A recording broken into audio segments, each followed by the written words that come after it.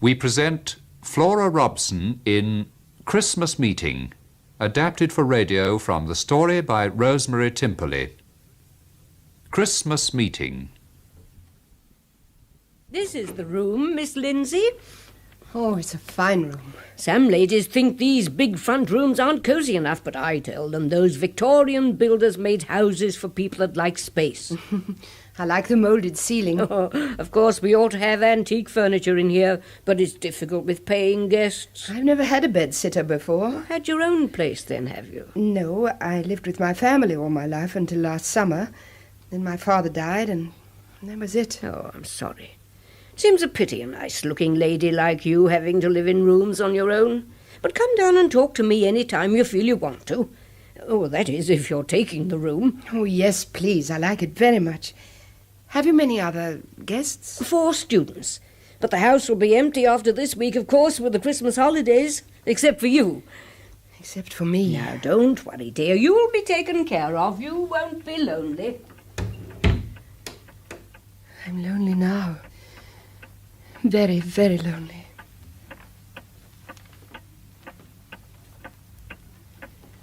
It's so quiet.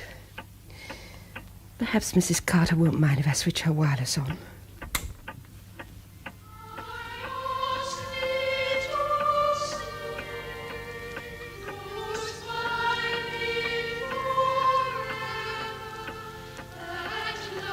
I can't stand it.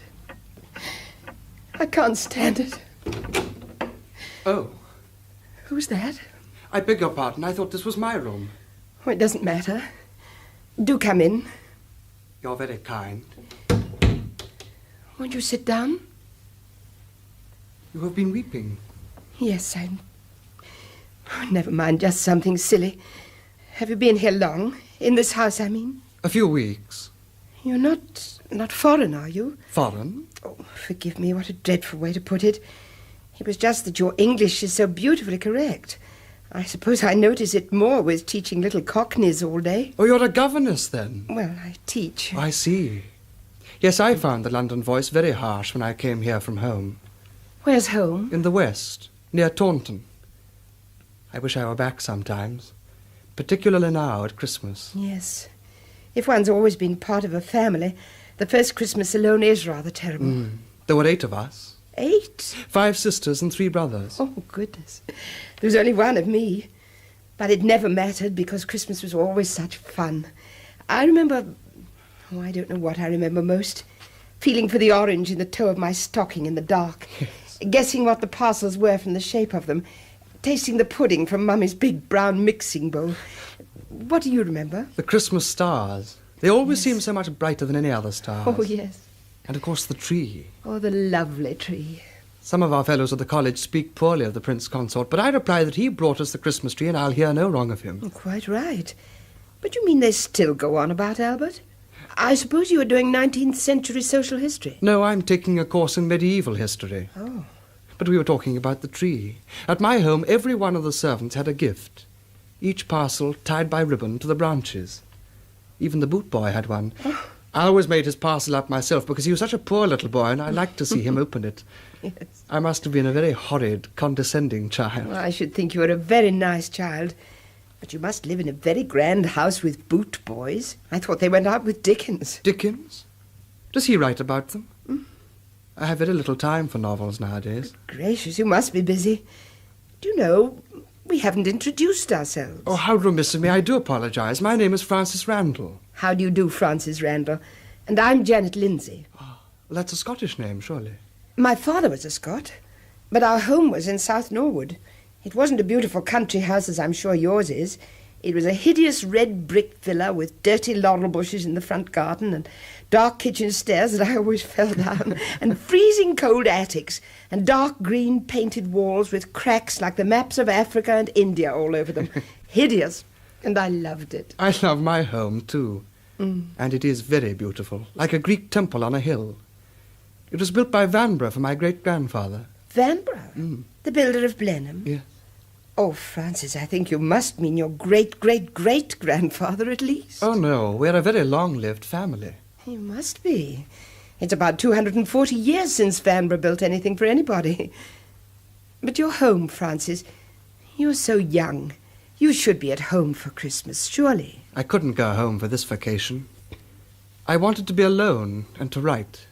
If I went home, I would have to leave my work behind, and that would not do. I reached a very important point. And you mustn't waste a moment. Not a moment.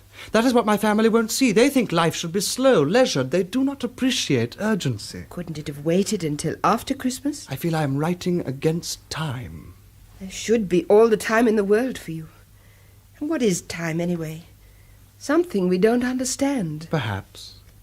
But I feel that so little of it belongs to me. What are you writing? No, don't tell me. Let me guess. Poetry. How clever you are. How could you know that? Oh, your long hair, perhaps, and the velvet jacket, and the poet image. So you're a real poet. Yes, but with a difference. My poems are to be published together with my journal in a volume called My Poems and I. Oh. It'll explain my inspirations, my fears, my beliefs, all that makes up a poet. It sounds wonderful. I want to produce the effect of John Keats' poems and letters read together. One a kind of concordance to the other. You know the works of Keats, Miss Lindsay? Yes, I've come across them. Just think, if he had not written those wonderful letters, we should know nothing of him. Those letters, Miss Lindsay, shine like the beacon light of my generation. Only of your generation, Francis? Not of any before you? Why, no. Mr. Monckton Milnes only published them in 1848. When did Keats die, Francis? I can't quite remember. In 1821. Only 11 years before I was born. I like to think that we're so close together. That's what I thought. How wonderful it is to talk to you like this. I've never met a woman before with either conversation or comprehension. Have you no sweetheart, Francis? No. No, I've had fancies, of course, but the nymph has not yet taken flesh. When she does, I think she will greatly resemble you, Miss Lindsay. I hope she'll be a good deal younger. Do you know I'm old enough to be your mother? I'm 46. But that's... You must forgive me. It's impossible. Why, my own mother's only 37, and she wears a small lace cap on her ringlets and a paisley shawl and has given up dancing. Exactly. How did you know? I'm a witch. A witch? No, don't take me seriously. I just know. Oh, my dear boy, go home. Go home to Taunton while you can. I cannot. I must write. I feel as if time were rushing past, as if I were... revolving faster and faster on the wheel of creativeness. How well you understand. You're so mature, so sympathetic. A man's mind with a woman's graceful form. Don't you find my graceful form rather oddly dressed, Francis? This shockingly short skirt, if I may mention such a thing, and my hair cut short, shorter than yours, and my face painted. Oh, yes. Yes, now you mention it, but I had not noticed. Except that I remember when I first saw you, I thought you must be an actress. If I am an actress, I'm playing the strangest part of my life, Francis. A costume part. I don't understand you. Yet you understand me. I understand you more than you know, Francis. Oh, please go home to Taunton. Even now you may change your fate. How can I go now I've met you? Janet, you must read my work. Read my work. Please read my work. Francis, my dear. Gone. And I didn't save him. I didn't do anything for him. Oh, why couldn't I have helped? Come in. Now, I thought you might like a pot of tea, Miss Lindsay. Ooh, it's cold up here. My goodness, you haven't even got the electric fire on. You'll be getting your death of cold. There, that's a bit brighter. Been having a little rest, have you? Rest? Yes, in a sense. That's good. They're all out this afternoon, gone to a rugby match or something. Nobody in but me and Mr. Carter and the cat, so it's nice and quiet. Mrs. Carter, I suppose you haven't any ghosts in this house? Ghosts? Not that I've ever heard of or seen. Why? I wondered. An old house like this? Oh, there was something else. Have you ever heard the name Randall? Francis Randall? Well, of course you know who he was. The college boy poet. He lived here in this very house. Died here, what's more. Died here? Yes, and I do believe... Yes, here it is. Mr. Carter's got his book here. He keeps it because he says it belongs to the house. Oh, look at the dust. Here it is. Thank you. My Poems and I by Francis Randall, published April 1852. Quite a good poet he was, according to Mr. Carter. Only he didn't live long enough. You read it for yourself. Thank you, I will. December 23rd, 1851.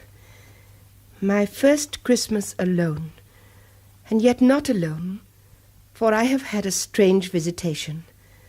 Returning to my lodgings this afternoon, I found a woman awaiting me in my room. We talked too briefly, and I found in her all that I have ever desired in a female. Suddenly, she vanished. I can only think she was an apparition, though I had no fear of her. She advised me to return home, and I wish I had obeyed her, for I am not at all well tonight. I have written these lines for her. For thy coming, gentle, fair, to my lonely poet's lair, laurels shall thy white brows wear.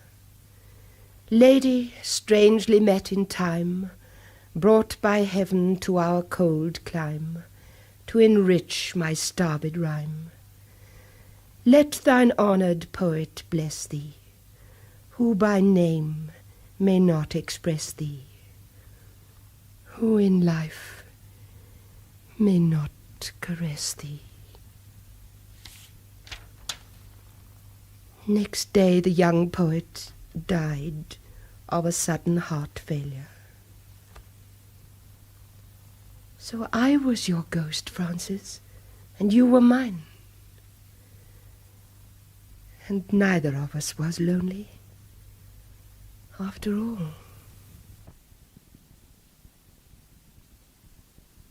That was Christmas Meeting by Rosemary Timperley, adapted by Michael and Mollie Hardwick.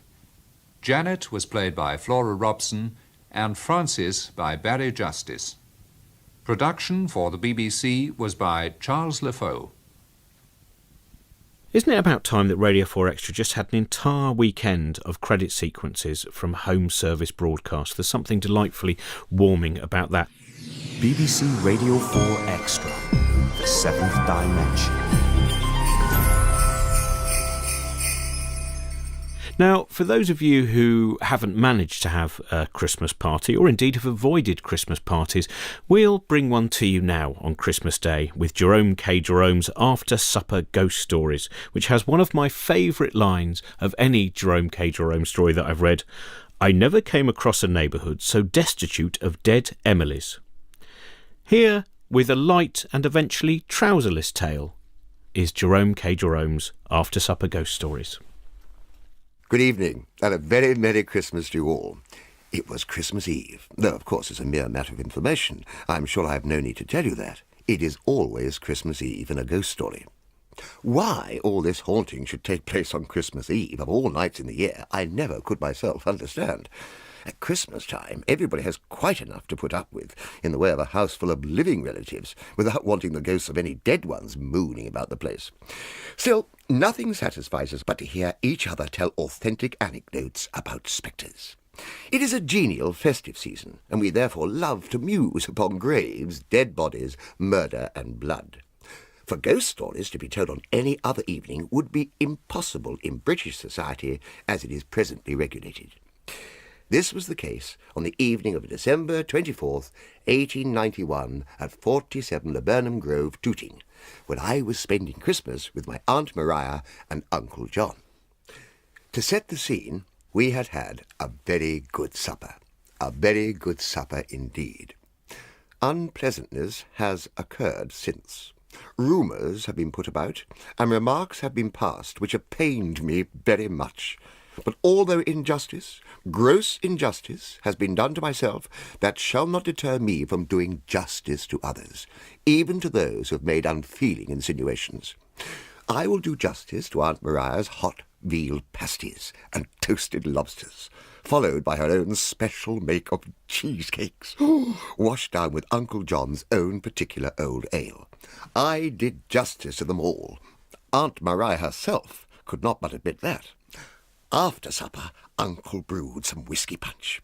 I did justice to that also. Uncle John himself said so. He said he was glad to notice that I liked it.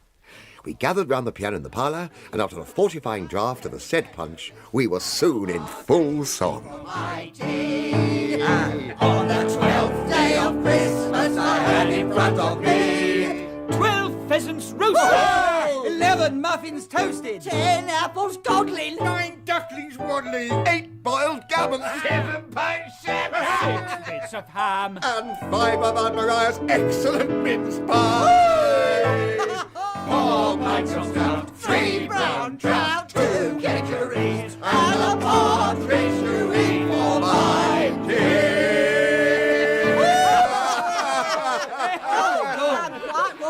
I say, I'm sure it should be teas to rhyme with kedgerese, you know.